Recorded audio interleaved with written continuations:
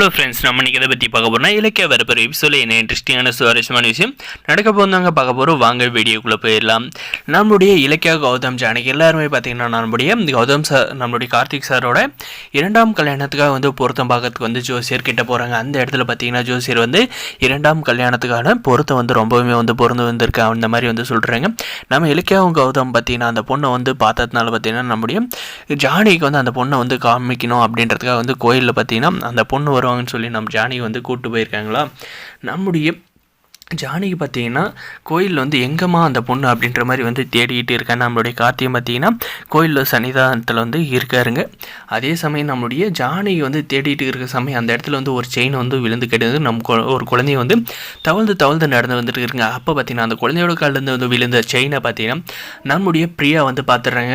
இந்த பிரியா பார்த்திங்கன்னா அந்த குழந்தைய வந்து தூக்கி யார் தான் இருக்கும் அப்படின்ற மாதிரி வந்து பார்த்துக்கிட்டே இருக்காங்க. நம்முடைய ஜானகி இதை வந்து பார்த்துட்றாங்க. பார்த்துட்ட அப்புறம் பார்த்திங்கன்னா இந்த பொண்ணு என்ன தான் வந்து பண்ணதை வந்து பார்க்கலாம் அப்படின்ற மாதிரி வந்து வெயிட் பண்ணி கோயிலை வந்து சுற்றி பார்த்துக்கிட்டு இருக்காங்க. அதே சமயம் நம்மளுடைய பிரியா பார்த்திங்கன்னா அந்த பொண்ணு அந்த குழந்தை யாருடையது அப்படின்ற மாதிரி வந்து கண்டுபிடிச்சி அவங்கக்கிட்ட வந்து அந்த குழந்தைய வந்து ஒப்படைச்சி அந்த செயினை வந்து ஒப்படைக்கிறாங்க.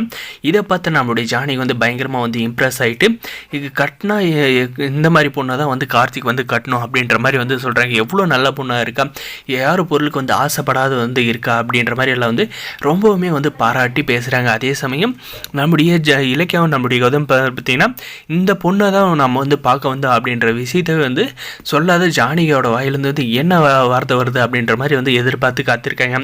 அதுக்கப்புறம் பார்த்திங்கன்னா நம்முடைய கௌதமி இலக்கியம் பார்த்து சிரிக்கிறாங்க. அத்தை, நம்ம வந்து பார்க்க வந்த பொண்ணு இந்த பொண்ணு தான் அப்படின்ற மாதிரி வந்து சொன்னது பார்த்திங்கன்னா, ஐயோ இந்த பொண்ணா ரொம்ப அழகாக இருக்கா, அந்த பொண்ணு வந்து கார்த்திக் வந்து ரொம்பவுமே வந்து பொருத்தமாக இருப்பா அப்படின்ற மாதிரி வந்து பேசுகிறாங்க. இதுக்கப்புறம் பார்த்திங்கன்னா அந்த பொண்ணுகள் எப்படியாவது வந்து பேசணும் அப்படின்றத நம்ம ஜானகி வந்து ரொம்பவுமே வந்து ட்ரை பண்ணுறாங்க. அந்த பிரியா பார்த்திங்கன்னா நம்முடைய இலக்கியாவை வந்து பார்த்துட்டு என்ன மேடம் எங்கே அப்படின்ற மாதிரி வந்து என்னது மேடமா அப்படின்ற மாதிரி வந்து கேட்டு, சாரிக்கா நான் வந்து தெரியாமல் வந்து சொல்லிட்டேன் அப்படின்னு, நீங்கள் எங்கே அப்படின்ற மாதிரி வந்து கேட்டு, நான் என்னுடைய ஃபேமிலியோட வந்து கோயிலுக்கு வந்தேன் அப்படின்ற மாதிரி வந்து சொல்கிறாங்க. சரி, இவங்க தான் வந்து என்னுடைய அத்தை ஜானகி அப்படின்ற மாதிரி எல்லாம் பார்த்திங்கன்னா எல்லோரும் வந்து நம்மளுடைய ஜானகியை வந்து இன்ட்ரடியூஸ் பண்ணி வைக்கிறாங்க.